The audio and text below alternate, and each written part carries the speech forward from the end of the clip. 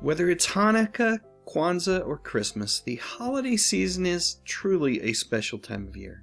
It's a time for us to get together with family and friends, and to let them know just how important they are to us.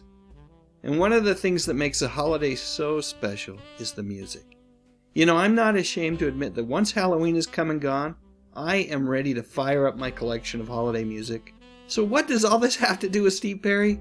Well, this legendary artist is releasing his first ever holiday album. You know, many years ago, Steve Perry was asked by the fan club Journey Force, and more specifically one of its members, a fan named Linda, if he ever thought he might put out a Christmas album. At the time, Steve seemed a bit hesitant, noting that so many artists had done holiday albums. He did say, however, that he had considered it.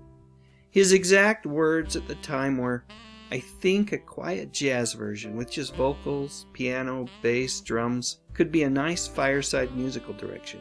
He went on to say that it would need to be very low-key, something that as you were listening to it, you'd be able to see lights, a fireplace. He even indicated that the music should be able to help you smell pine needles and cinnamon in the air, with your imagination, of course. And with those comments directly from Steve, folks, let me take a moment to make sure that each one of you are aware that Steve has finally done it.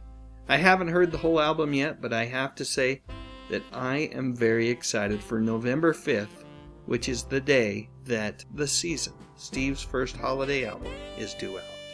And on that day, Steve himself will be hosting an online full album playback event on YouTube, where he will be chatting with fans. I became aware of the event through Twitter, where Steve indicated that he would be on hand to answer questions about the album. He also said that fans could ask questions by replying directly to his tweet as well. Truthfully, that might be the way to go, as I am expecting the chat on YouTube to absolutely blow up, with fans worldwide expressing their appreciation for the new album. You know, it wasn't all that long ago that fans were wondering if we'd ever hear Steve sing again, and then we got this wonderful album from him in 2018. I've posted other videos about Traces, so I won't talk about that album at length. But let me just say it is Steve Perry at his most raw, his most human, in other words, at his very best. Getting back to that question and answer session from so long ago, another fan named Brenda asked if Steve had a favorite holiday memory. And he responded by saying that the holidays were a bit challenging for him since the family that had raised him were all gone. He said that the main reason that the holidays were so tough was because of all of the fond memories that he had about how they would spend the holidays together. He said he really missed the amazing table that his grandmother would set, and he said she would make the most delicious food that he'd ever had. And sitting around that table, the whole family together, well, those memories were just so special. Another fan asked Steve if there was a holiday tradition that the family did year after year, and to that question Steve said that his grandmother would make her famous onion clam dip every single year, and that to this very day he makes it every year when the holidays roll around. That dip, along with a big bag of Ruffles, said Steve, is a memory that he can relive today from a very long time ago. You know, it's pretty darn easy to be a fan of this feller. Like Steve, I'm sure many of us will be missing loved ones this holiday season. I sure will.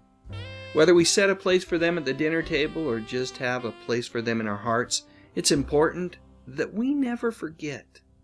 Clearly, Steve hasn't. And although I haven't listened to The Season in its entirety yet, I suspect that sentiment will be darn easy to pick up on as we listen to the album with him on November 5th. It should be great. Alright, now it's your turn. Please leave your thoughts in the comments section of this video, and if you enjoyed the video, please click on the thumbs up icon and give it a like. It would mean a lot to me. I would also appreciate it if you would consider subscribing to this little YouTube channel. It's where I talk about all sorts of music, mostly from the 50s, 60s, 70s, and 80s. You know, the good stuff. But most importantly, as always, thank you so much for watching.